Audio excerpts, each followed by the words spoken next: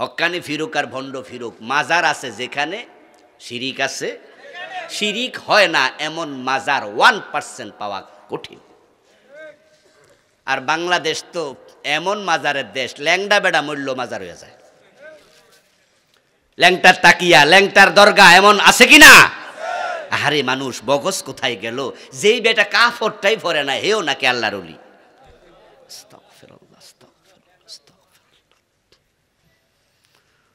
আমাদের ঢাকায়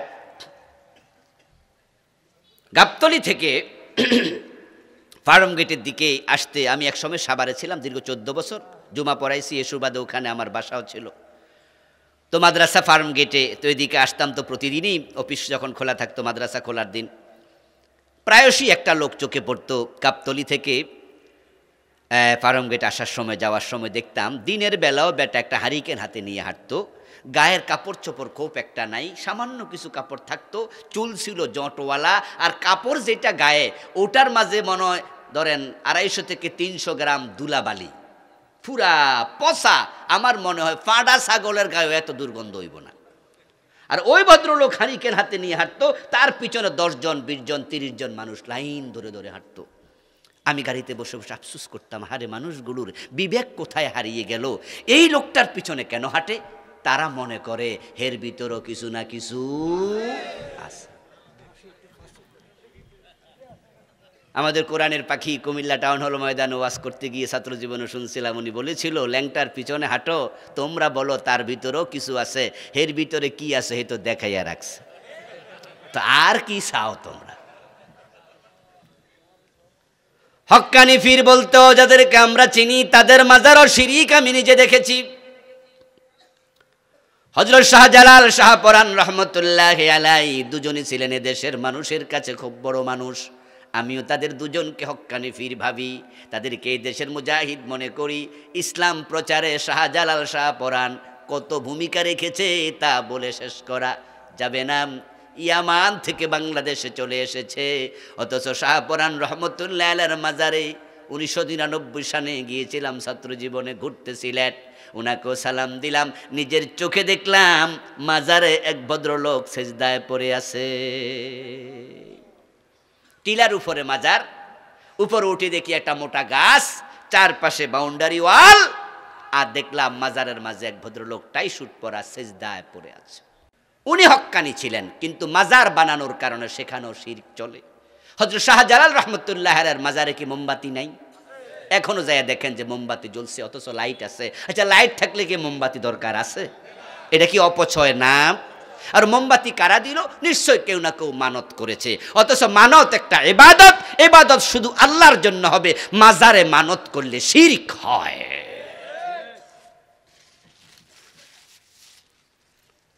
এই জন্যই তো রাসূলুল্লাহ সাল্লাল্লাহু আলাইহি ওয়াসাল্লাম কোন কবর উঁচু করাই পছন্দ করতেন না, মাজার বানানো তো আরো দূরের। মক্কা বিজয়ের পরে হযরত আলী রাদিয়াল্লাহু তাআলা আনহু বলেন, রাসূল আমাকে ডাকলেন, ডেকে বললেন, আলী তুমি যাও কয়েকজন সঙ্গীকে সাথে নিয়া মক্কার চারপাশে, মক্কা বিজয়ের আগ পর্যন্ত মক্কাটা কাফেরদের হাতেই তো ছিল, ঠিক না? রাসূলকেও তো মক্কায় থাকতে তারা দেয় নাই, হিজরত করতে বাধ্য করেছে। ইভেন রাসূলুল্লাহ সাল্লাল্লাহু আলাইহি ওয়াসাল্লাম যখন মক্কা বিজয়ের 1.5 বছর আগে 6 হিজরি জিলকদ মাসে ফিরে গেলেন হুদায়বিয়া থেকে, পরের বছর 7ম হিজরিতে উমরাতুল কাজা করতে আবার মক্কায় এসে 3 দিন থাকলেন।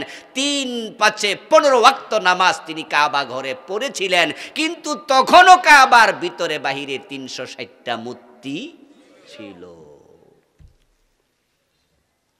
যেদিন মক্কা বিজয় হলো সেদিন তিনি মূর্তিগুলো ভেঙে সরাই দিস, কিন্তু এর আগের বছর 7ম হিজরিতে 15 ওয়াক্ত নামাজ পড়ছে কাবার দিকে ফিরে, তখন ওই ভিতরে কি ছিল? 360টা, 1-2টা না। তো পুরা মক্কা এরিয়া তো মুশরিকদের হাতে। মক্কা বিজয়ের পরে প্রিয় নবী বলে, আলী যাও যাও মক্কার চারপাশে সাহাবা কয়েকজনকে সাথে নিয়ে যাও, যত উঁচু কবর দেখবা সবগুলো মাটির সাথে মিশাইয়া দাও। আপনারা যারা হজে গেছেন, যারা উমরায় গেছেন, অথবা সৌদি আরবে চাকরি করতে গেছেন, দেখেছেন, আপনারা একটু জবাব দিয়ে, শুধু বাকিরা জবাব দেওয়া দরকার নাই।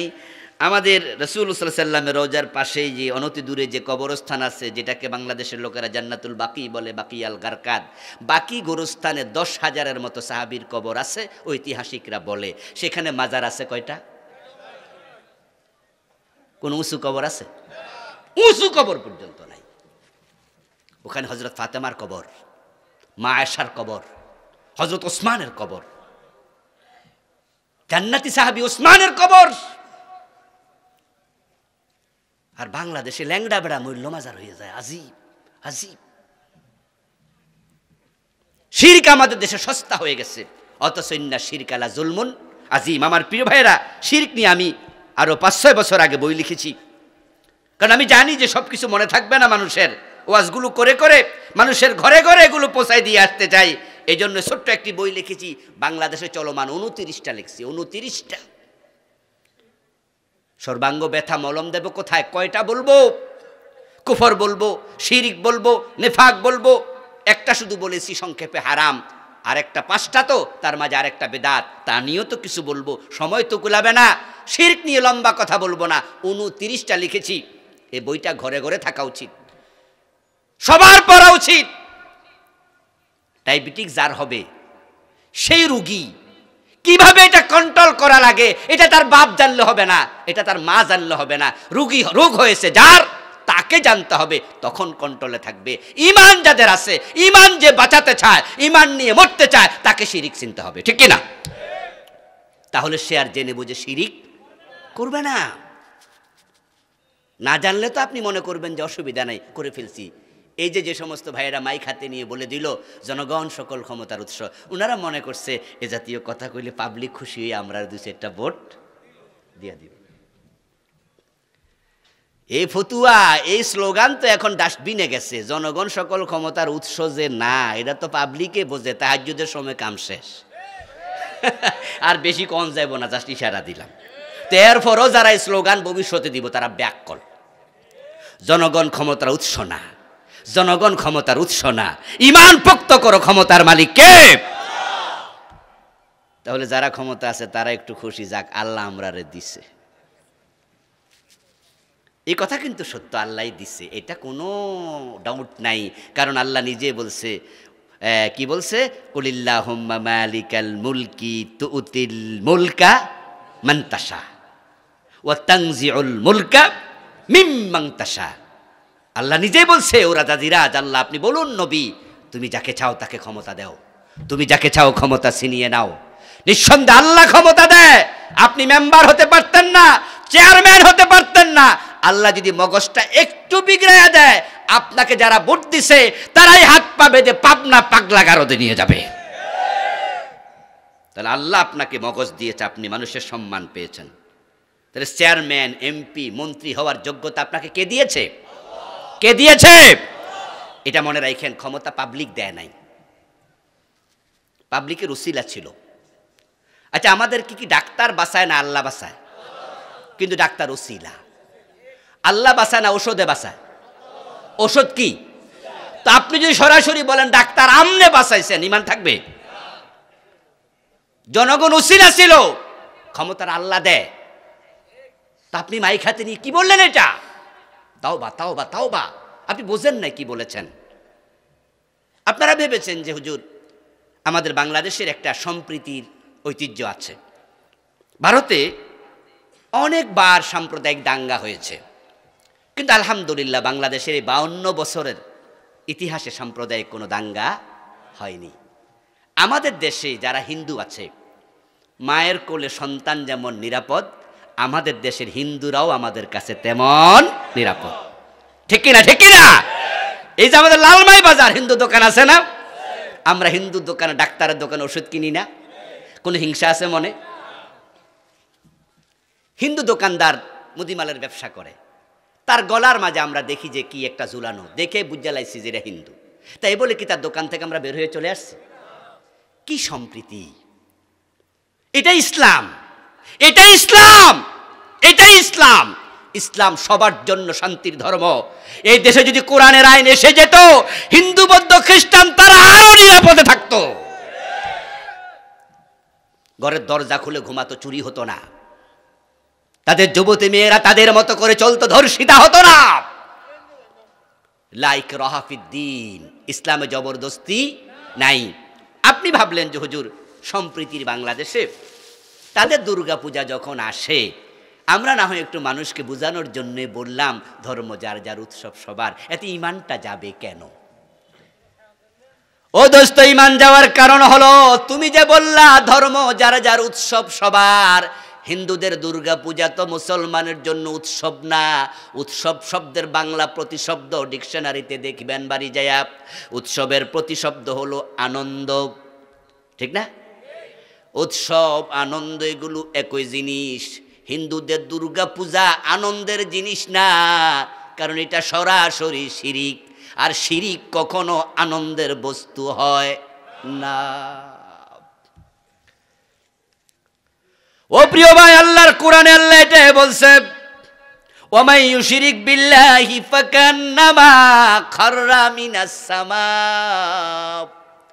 যে ব্যক্তি আল্লাহর সাথে শিরিক করে, আল্লাহ নিজে উদাহরণ দেয় সে যেন আসমান থেকে লাফ দিয়া পড়ে। উদাহরণটা যে কত সেনসিটিভ উদাহরণ। আচ্ছা, 5 তলার ছাদ থেকে কেউ লাফ দিয়া পড়লে আপনি যদি দেখেন, আপনি কি হাততালি দিবেন? আনন্দ প্রকাশ করবেন? বরং আপনি কি করবেন? এই এই এই কে লাফ দিচ্ছ, দিও না দিও না দিও না। আপনার সামনে একটা মুরগির বাচ্চাও যদি ভাতের মারে পড়ে মরতে থাকে, আপনি নিজে কাম বন্ধ করে এটা বাঁচাইতে যান, ঠিক না? এটা বিড়ালের বাচ্চা যদি পানির পড়ে মরে, আপনি নিজে ঝাঁপ দিয়া পড়েন, যারে বাঁচাইয়া দেই। আর 5 তলার ছাদ থেকে কেউ লাফ দেবে আর আপনি হাততালি দেবেন, আনন্দ করবেন, এটা তো হতেই পারে না। আপনি বলবেন যে ভাই লাফ দিস না। যে 10 তলার ছাদ থেকে যদি কেউ লাফ দেয়, আপনার টেনশনটা আরো বেড়ে যাবে। আরে নিচতলা পড়ার আগে রাস্তায় তো মরে যাবো, এই ফতে তো হাট ফেল করে মরে যাবো, আর নিচে পড়লে হাড্ডি গুড্ডি ভেঙ্গে চুরমার হয়ে যাবে। ভাই লাফ দিস না।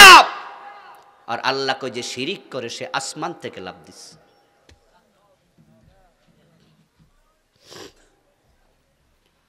কথা ছিল আপনি নেতা, আপনি নেতৃত্ব দেন, তারা আপনাকে ভোট দেয়, আপনার উচিত তাদের এলাকায় যায়া তাদেরকে নিরাপত্তা দেয়া।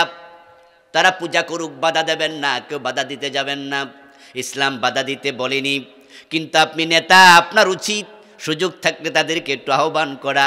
ও আবার হিন্দু ভাইয়েরা, তোমরা তো আমাদেরকে ভোট দিয়া নেতা বানাইছো, আমি তোমাদের মেম্বার, তোমাদের চেয়ারম্যান, তোমাদের এমপি, তোমাদের নেতা।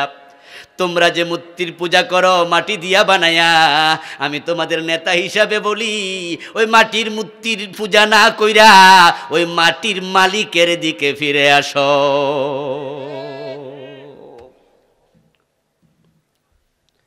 কিন্তু আপনি এটা বললেন না, আপনি শিরিক করলেন, গেলেন আপনি চলে ভারতে।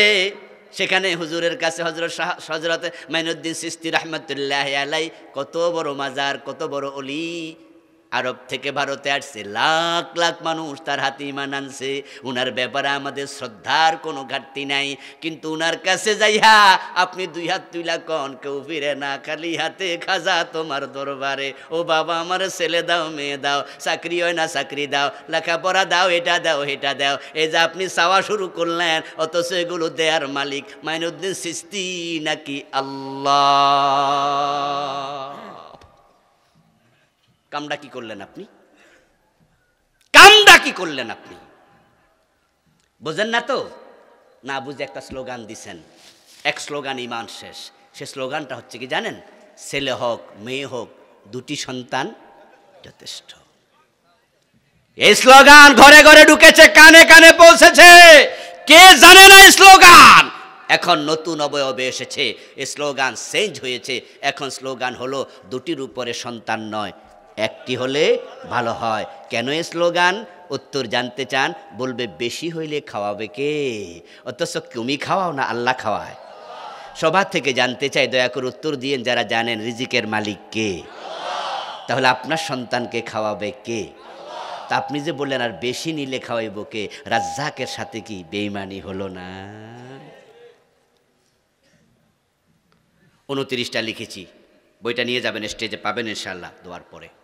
ঘরে ঘরে সব জায়গায়, পয়সা যাদের নাই আমার থেকে মাগনা নিয়ে যাবেন। দেখা করবেন গাড়িতে, আমি আপনাকে ফ্রি দিয়ে যাব। আর টাকা থাকলে নেবেন, 5টা নেবেন, 7টা নেবেন, এলাকায় প্রচার করবেন, বিলি করবেন, ফটোকপি করে দেবেন। কারণ যেই লোকেরা শিরক নিয়ে মরবে, আখেরাতে গিয়ে দেখবে আমলনামাটা।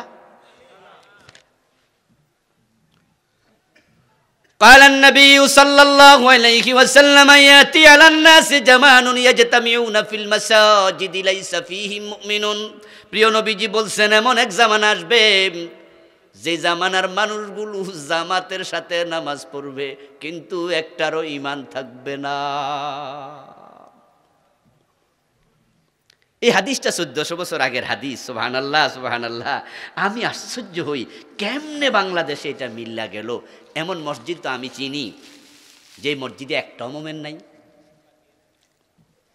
রাসূল বলেছে ইয়াজতামিউনা ফিল মাসাজিদ, মসজিদে নামাজ পড়বে, জামাতের সাথে পড়বে, একসাথে হবে, জিকির করবে, তালিম করবে, লাইসা ফিহি মুমিন, একটাও মোমেন থাকবে না। ইমামও না, মুয়াজ্জিনও না, খাদেমও না, মুসল্লিও না, সবগুলো কাফের, এ টু জেড সব কাফের। 1400 বছর আগে রাসূল বলছে হবে, হবে, হয়ে গেছে। আমি দেখলাম, আপনি চিনবেন, ঢাকা বকশীবাজারে যান, ঢাকা আলিয়া মাদ্রাসার পাশে কাদিয়ানীদের মসজিদ, ইমামও কাদিয়ানী, মুয়াজ্জিন কি, মুসল্লি কি, সবগুলো নামাজ পড়তেছে জামাতের সাথে, অথচ একটাও মোমেন না। এবং আপনি সেখানে নামাজ পড়তে যাবেন জোহরের আজানের পরে, দেখবেন যে আপনাকে ঢুকতে দেবে না। ওদের দারোয়ান আছে, মসজিদের সামনে দারোয়ান দেখবেন, আপনারা গেলে যারা করবে, পরিচয় জিজ্ঞাসা করবে আপনি কি আহমদিয়া? আর আপনি যদি বলেন যে না, আহমদিয়া আবার কি জিনিস, হয়তো আপনি বোঝেন না, তখন উনি বুঝে লাইব যে আপনি তাদের দলের লোক না। আপনাকে দেখাই দেবে যে ওই মসজিদ ওটা, আপনি দয়া করে ওখানে যান।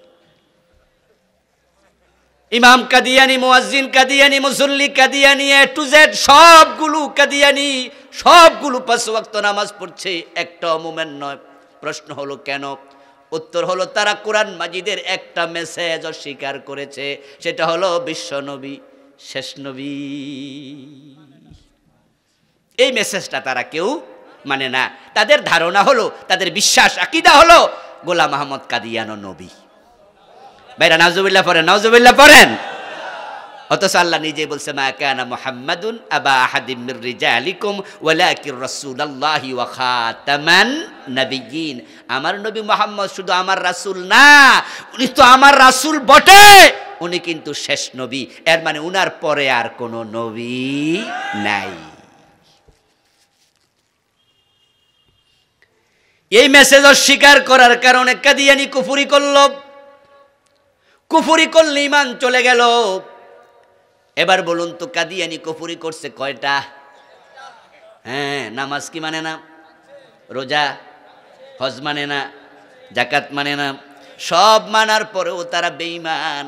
এর মানে দাঁড়ালো কাফের হওয়ার জন্য পুরা কোরআন অমান্য করা লাগে না। কোরআনের একটা অক্ষরও যদি কেউ না মানে তারও ঈমান নেই।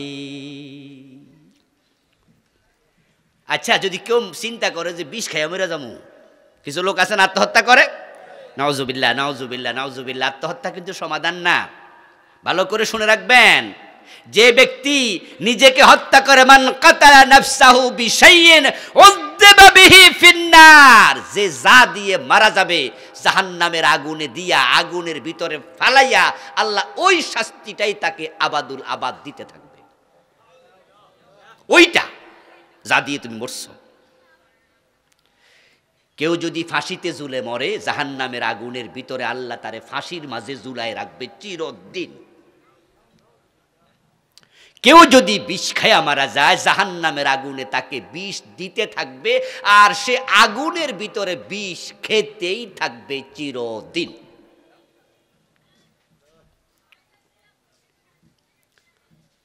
আত্মহত্যা কোনো সমাধান নয়।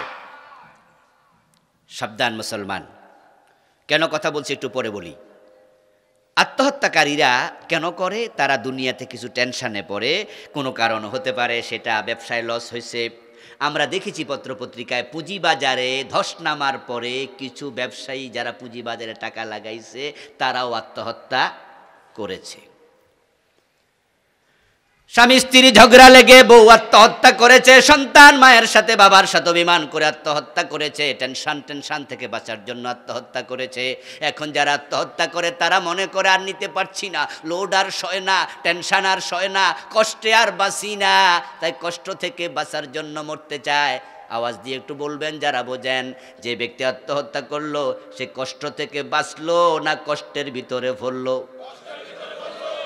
দুনিয়ার কষ্টটা কম না আখেরাতেরটা কম? কোনটা কম, কোনটা বেশি? তো বেটা গেলটা কই, বুঝলই না। আচ্ছা এবার বলুন তো, যারা আত্মহত্যা করে বিষ খায়া মরতে চায়, সে কি 1 মণ বিষ খায়? 1 কেজি খাওয়া লাগে 100 টাকা। যদি সে 2-4 ফোঁটা খায় তাই সে মরে যায়। ঠিক কাফের হওয়ার জন্য পুরা কোরআন অমান্য করা লাগে না, কোরআনের একটা অক্ষর অমান্য করলে ঈমানটা চলে যায়। কাদিয়ানি মানল না একটা। একটু আওয়াজ করে বলুন তো যারা জানেন, ইবলিস শয়তান মোমেন না কাফের? সে আল্লাহর কয়টা আইন মানে নাই? কয়টা মানে নাই? আমরা মানি না কয়টা বাংলাদেশে? ইবলিস শয়তান কাফের, নিঃসন্দেহে সত্য কথা। ওয়াস্তাকবারা ওয়া কানা মিনাল কাফিরিন। আল্লাহ নিজে কোরআন মাজিদে বলে ইবলিস কাফের হয়ে গেছে, সে আল্লাহর একটা আইন মানে নাই, সে কাফের হয়ে গেল। কাদিয়ানি একটা বিধান মানে নাই, কাদিয়ানি কাফের হয়ে গেল। কোরআনে আছে চোর ধরে হাত কাটো, 52 বছরে কয়জন কাটছেন? কাটছেননি? বাংলাদেশে চোর নাই? চোর আছে, আদালত নাই। আদালত আছে, হাত কাটার জন্য মুসলিম কোনো হাকিম নাই। আছে তো, আদালতও আছে, মুসলমানও আছে, হাকিমও আছে, চোরও আছে। অথচ প্রিয় নবী বলছে, আমার মেয়ে ফাতেমা চুরি করলে ফাতেমার হাতটাও আমি কেটেই দেব। চোর ধরে হাত কাটা কি নফল না ফরজ? মাশাআল্লাহ, বলেন আবার, নফল না ফরজ? আল্লাহ বলছে কুতিবা আলাইকুমুস সিয়াম, রোজা ফরজ, আকিমুস সালাহ, নামাজ ফরজ, ওয়াতুজ যাকাত, যাকাত দেয়া ফরজ, আস-সারিকু ওয়াস-সারিকাতু ফাকতাউ আইদিয়াহুমা, হাত কাটা ফরজ।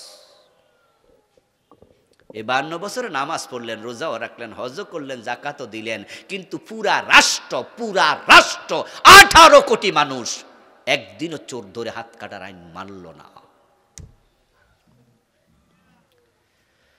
আল্লাহ তাআলা বলেছেন, জেনা করলে 100 বেত লাগাও, বিবাহিত হলে পাথর মারতে হবে, এমন বিধান ইসলামে আছে কিনা? বাংলাদেশে জেনা আসেনি? কয়জন পাথর মারছেন? 100 বেত কয়দিন লাগাইছেন? হযরত ওমর তো তার ছেলে আবু শাহমাকেও মদ খাওয়ার পরে ছাড়ে নাই। বাংলাদেশে তো মদের অভাব নাই, 80 বেত লাগাইছেন কয়দিন? মদ্যপানের অপরাধে প্রিয় পুত্রকে নিজ করে মেরেছ দোররা, মরেছে পুত্র তোমারই চোখের পরে। ফজরের নামাজের সময় শয়তান রে গাইলে যেতে পারেন, ওযু কইরা নামাজে খাড়াইয়া কয় আউযু বিল্লাহি মিনাশ শাইতানির রাজিম। বাংলা অর্থ কি? আল্লাহ তোমার কাছে অভিশপ্ত শয়তান থেকে আশ্রয় চাই। শয়তান পাশে খাড়াইয়া কয়, আমার অভিশপ্ত কইল কেডারে? আমি একটা মানি নাই, এতে যদি আমি অভিশপ্ত হই তো 14 গোষ্ঠী কি?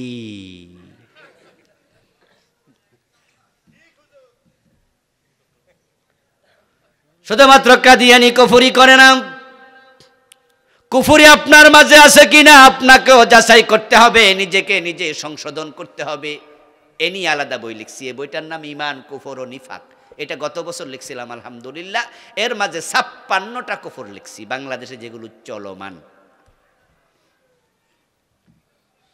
আপনি হয়তো জানেন না যে কুফরি আপনি করছেন, জানার জন্য তো স্টাডি লাগবে, পড়তে হবে, পড়ার বিকল্প নাই, আপনাকে পড়তে হবে মুসলমান যদি থাকতে চান।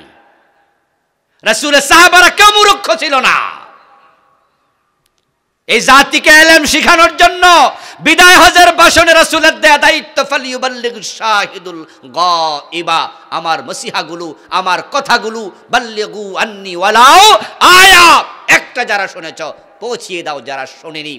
রাসূলের সাহাবারা আরব থেকে ভারতে পর্যন্ত এসেছে। আফ্রিকার জঙ্গলে চলে গেছে, মিশরে চলে গিয়েছে, আফগানিস্তান গিয়েছে, ইরান তুরান গিয়েছে, তাম দুনিয়াতে পায়ে হেঁটে। ওই সময় কি আজকের মতো হেলিকপ্টার বিমান ছিল?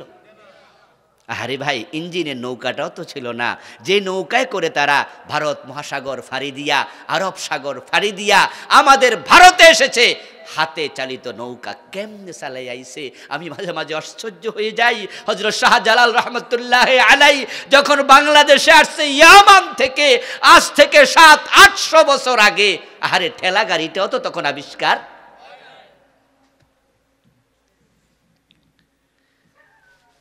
যারা আমরা কুমিল্লা, আমাদের কুমিল্লার মানুষ, আমরা যখন ঢাকা যাইতাম, এই ব্রিজ, মেঘনা ব্রিজ, দাউদকান্দি ব্রিজ হওয়ার আগে, যারা আমার সমবয়সী আছেন, আমাদের কিন্তু আইতে যাইতে একদিন লাগতো, শুধু ঢাকার আসতে যাইতে। এবং ঢাকা যারা আমরা যেতাম ফজরের নামাজ পড়ে তারপর রওনা দিলাম তো কুমিল্লা থেকে, কারণ আমরা জানি যে মেঘনা যাই বয়ে থান লাগবো, দাউদকান্দি যাইও ফেরি যদি ওই ফারা থাকে, বেড়া আইতে আইতে খবর আছে। আর যারা যাবে যমুনা পার হইয়া আপনার বগুড়া, তাদের জন্য সফরের জন্য 2 দিন সময় লেগে যেত। যদি হয় বাংলাদেশের একটুকু জায়গা, আর ইয়ামান থেকে এদেশে আসছে চাকরি করার জন্য, শুধু দিনের জন্য, শুধু দিনের জন্য, শুধু দিনের জন্য। এই জন্য কুফরিগুলো জানবেন। এই বইটা ইনশাআল্লাহ স্টেজে আসা, আমার 7টা লেখা বই আছে, আলহামদুলিল্লাহ সবগুলো পাবেন, নেবেন যারা শিক্ষিত মানুষ। আরেকটা হলো নিফাক, যাদের কলবে নিফাক ঢুকে গেছে, এটা লইয়া মরবেন না, কিন্তু বুঝবেন কেমনে নিফাক যে ঢুকছে। বাংলাদেশে নিফাক নিয়ে আলোচনা হলে মানুষ শোনে, মিথ্যা কথা কইলে নেফাক হয়, ওয়াদা করলে খেয়ানত করলে নেফাক হয়, এরপরে আমানত রাখলে খেয়ানত করলে নেফাক হবে, আরেকটা কি ঝগড়া করলে, গালিগালাজ করলে নেফাক হবে। মিথ্যা বলা, আমানত খেয়ানত করা, ওয়াদা লঙ্ঘন করা, গালিগালাজ করা। আমি এই বইতে 28টা লিখছি, 28টা, বাকি 24টার খবর কি? একটা তো নিজ থেকে লেখিনি, নিজ থেকে লেখার অধিকার নাই। কোরআন হাদিসের বাহিরে কথা বললে আল্লাহ বক্তার জিহ্বা কেটে দেবে। ইদা উনজিলাত সূরাতুম মুহকামাতুন ওয়া যুকিরা ফীহাল কিতালু রাআইতাল্লাযীনা ফী কুলুবিহিম মারাদুন ইয়ানজুরুনা ইলাইকা নাযারাল মাগশিয়্যি আলাইহি মিনাল মাউত। আল্লাহ নবী মুহাম্মদ সাল্লাল্লাহু আলাইহি ওয়াসাল্লামকে কয়, ও নবী, আপনার সামনে যারা বসে আছে সব কিন্তু মুমিন না। সাহাবীদের ভিতরে আব্দুল্লাহ ইবনে উবাইর মতো মুনাফিকটাও ছিল। ও নবী, আপনার সামনে যারা বসে আছে, যখন জিহাদের আয়াত নাজিল হয়, জিহাদের কথা শুইনা দেখবেন যার চেহারা কালো হয়ে গেছে, ওই লোকটার কলবের মাঝে মুনাফিকি ঢুকেছে। ঠিক আজকের এই দিনেও জিহাদের কথা শুনলে জঙ্গিবাদের গন্ধ তালাশ করে এমন কিছু মুনাফিক আছে না নাই? ওরা জিহাদকে জঙ্গিবাদ বানায় ছেড়ে দিচ্ছে। শুধু জিহাদের আলোচনা করলে তখন তাদের চেহারা কালো হয়ে যায়। অথচ আমার রাসূল কি জিহাদ করেন নাই? সেনাপতি ছিলেন কয়টি যুদ্ধে? 27টি। প্রিয় নবীজি যদি আজকে জীবিত থাকতেন, তাহলে আজকের এই দিনেও জিহাদ থাকতো। আর আমরা যারা মুমিন, রাসূলের সাথে যুদ্ধের মাঠে আমাদেরও যেতেই হতো। ও মুসলমান, যখন থেকে মুসলমানরা জিহাদের তলোয়ার ফেলে দিয়েছে, তখন থেকে বিশ্বব্যাপী মাইরি খাওয়া শুরু হয়েছে। কারণ বাংলায় প্রবাদ আছে, শক্তের ভক্ত নরমের। এই যে আজকে ফিলিস্তিনে মুসলমানদেরকে ইসরায়েলের তারা মারে, অথচ চারিপাশে তো মুসলিম রাষ্ট্র। ইসরায়েলের চারপাশে মানচিত্রে তাকাইয়া দেখবেন, এদিকে সৌদি আরব, ওইদিকে মিশর, এদিকে কাতার, ওইদিকে দুবাই, এদিকে ইয়ামান, ওইদিকে সিরিয়া, চারিদিকে মুসলমান। ইসরায়েল পেটের ভিতরে থাইকা তারা মুসলমান কেমনে মারে, কোন সাহসে মারে? মারার পিছনে সবচেয়ে বড় কারণ খ্রিস্টান ইহুদিরা জানে মুসলমানরা জিহাদ ভুলে গেছে।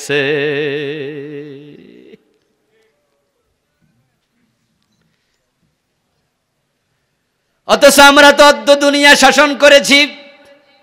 আল্লামা ইকবাল রাহিমাহুল্লাহ জন্য বলেছিলেন, সার কি সैर पर बिल्ली खेल रही, कैसा है मुसलमान को बदनसीब, शहादत की तमन्ना भूल गई और तस्बीह की दानों में जन्नत ढूंढ रही।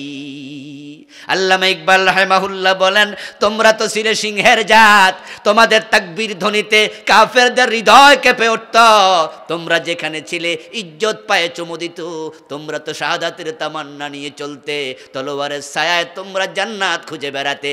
কিন্তু তোমাদের জন্য আফসোস, তোমরা তলোয়ার ফেলে দিয়েছো, শাহাদাতের তামান্না ভুলে গিয়েছো।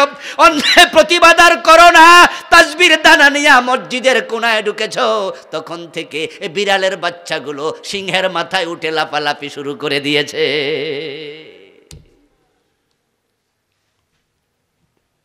কোরআনের আইনের কথা শুনলে যারা পাশ কাটে তারা মুনাফিক। ইযা কিলা লাহুম ইযা কিলা লাহুম তাআলাউ ইলা মা আনজালাল্লাহ ওয়া ইলার রাসূল রাআইতাল মুনাফিকিনা ইয়াসুদ্দুনা আনকা সুদুদা। ও নবী, যখন বলবেন আসো আল্লাহর কোরআনের দিকে, রাসূলের হাদিসের দিকে, কোরআন দিয়ে সমাজ চালাতে চাই, দেশ চালাতে চাই, একদল লোক মুখ ফিরে নিয়ে বলবে এত ঝামেলায় আমি। এগুলো মুনাফিক। আমার বন্ধু সাবধান, এই তিনটা থেকে বিরত থাকবেন। এরপরে আবার চলে গেল হারাম, আর একটা বেদাত। বাংলাদেশে বেদাত আসেনি, এ নিয়ে আজকে আর আলোচনা করব না, রাত অনেক হয়ে গেছে। আলাদা বই লিখেছি বেদাত নিয়ে, বাংলাদেশে চলমান 38টা লিখছি। এইটা হলো ওই বই, প্রচলিত বেদাত ও তা থেকে বাঁচার উপায়। 38টা লিখছি। সম্ভব হলে নেবেন, পড়বেন, জানবেন, জানাবেন, মানবেন। আল্লাহর কাছে আমরা যেন সকলে ঈমান আমল নিয়ে পৌঁছতে পারি, আল্লাহর কাছে তৌফিক কামনা করছি। সবাই বলেন আমিন।